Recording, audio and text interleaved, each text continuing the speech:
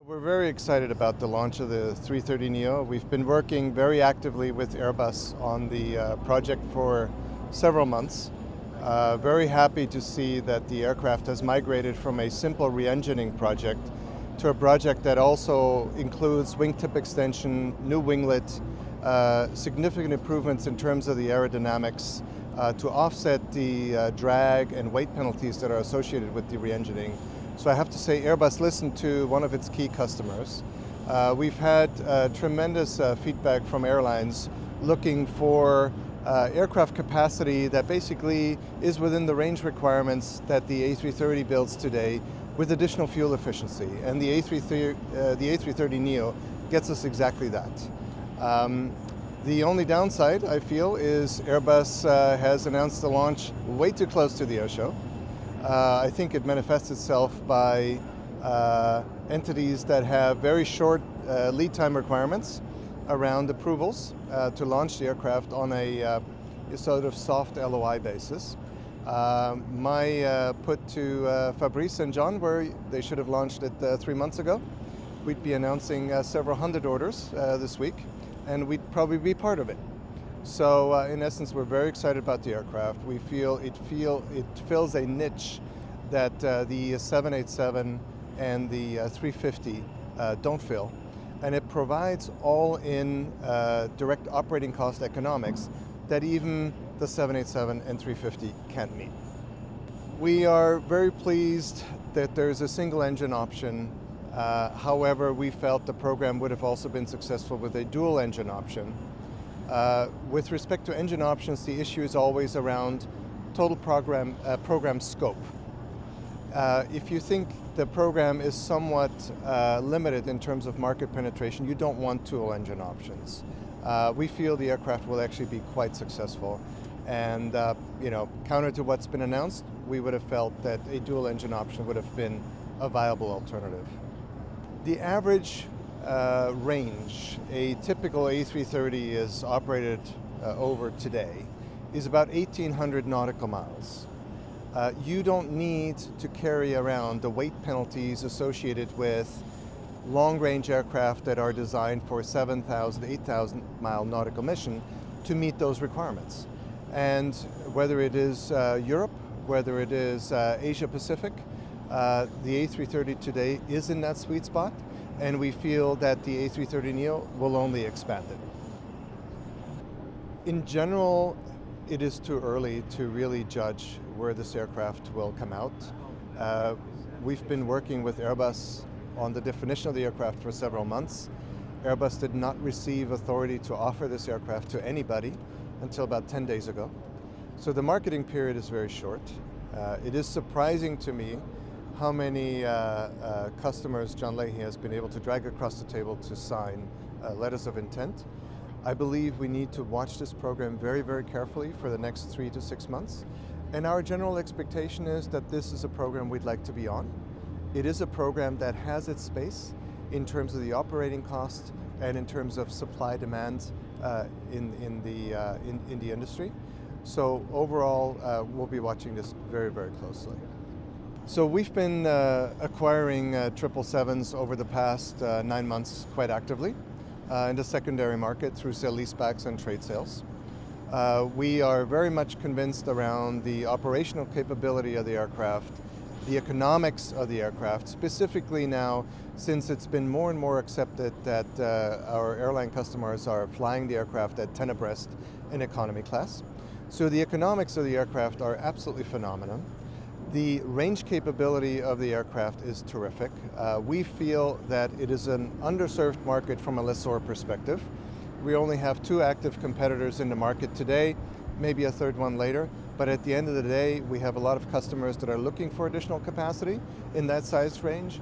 They're looking for that capacity in the range that we've basically ordered the aircraft in, and that is between 2016 and 2018. And with the emergence of the 777X and availability now in the early 2020s at a much higher price, we feel the 777-300ER is a very safe bet today.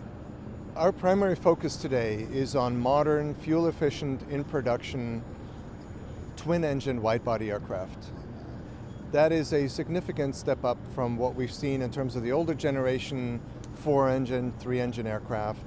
You have operating efficiencies that these aircraft generate that are absolutely compelling, regardless of the higher capital costs that new aircraft bring with themselves. We don't necessarily think that this translates further into large 4-engine wide-body aircraft.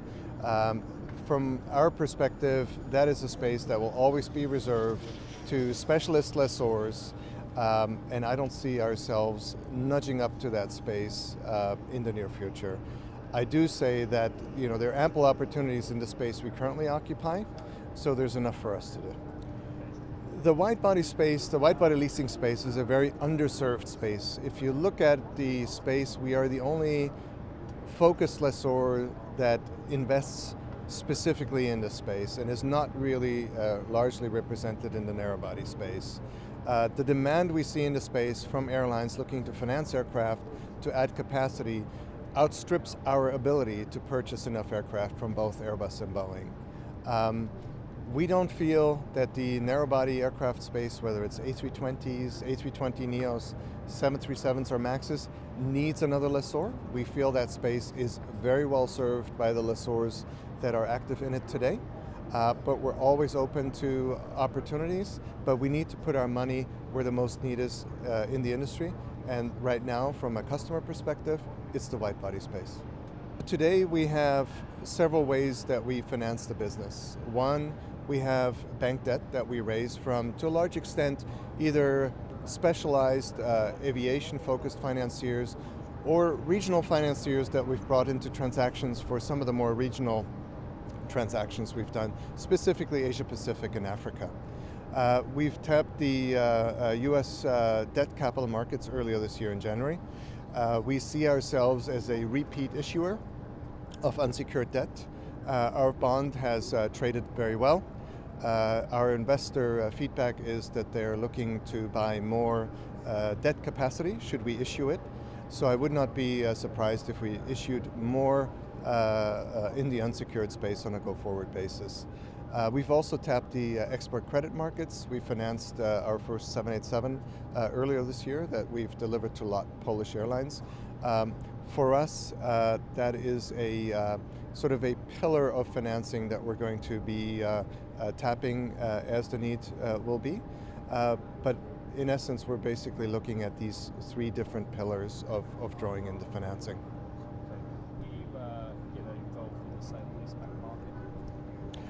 So the sale-leaseback market works very well, but not throughout the entire spectrum of the cycle.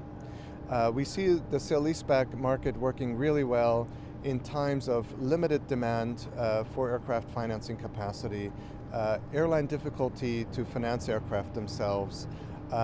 We see less of a demand by airlines. Today, we have tremendous focus on the sale-leaseback market, even to a certain extent wide-body aircraft now, as lessors are looking for yield they cannot find in the narrow-body space. So yes, we're very active in it. We've done some transactions in it. We don't see it as a transaction channel throughout the cycle. And that's why we will always be a order of new aircraft from Airbus and Boeing, in addition to somebody who will buy on an opportunistic basis trades from other lessors, and who will be fulfilling our customer requirements around sale-leasebacks. We have several aircraft lessors that are currently for sale. Those are primarily two fairly large Irish lessors. We've been made aware that one or two of them, and this isn't just fixed wing, but also rotary wing aircraft lessors, have filed for potential public offerings in the US markets. It's something we watch with interest. As in my last job, I've always seen myself as a consolidator rather than a consolidatee. But at this point, our growth rate is phenomenal. We owned $150 million of aircraft earlier this year. As of today, it's $2.5 billion. As of next year, it'll be significantly north of that. So we can continue to grow our business organically at the returns that we've promised our shareholders. But at the end of the day, whether there will be consolidation or not, from our perspective, it's not something we're focused on at this point in time. We focus on aircraft that are predominantly new, or as Colin Bowl, our Chief Commercial Officer, said, nearly new. The oldest aircraft we currently have in the fleet is a 2008 vintage aircraft. Our average fleet age is about 1.6 years on average. We're taking delivery of a lot more new aircraft this year, next year. That fleet age will probably stay constant. So we're very much focused on the new kit. We're also very much focused on long lease terms. The average lease term we have in the portfolio today is slightly over 10 years.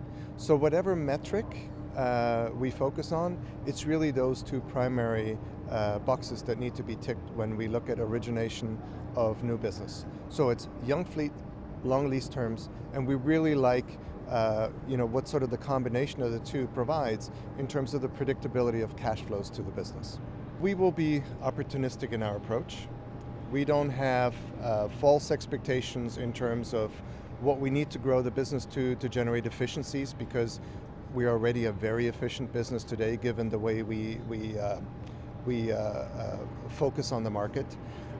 From our perspective, it's purely a matter of where the opportunities are. We have wide-body orders locked in with Airbus. That program currently runs out until at the end of 2015. We have yesterday announced a Boeing program that will run from 2016 to 2018. And we're in active discussions with Airbus to sprinkle in some Airbus mix into our future as well.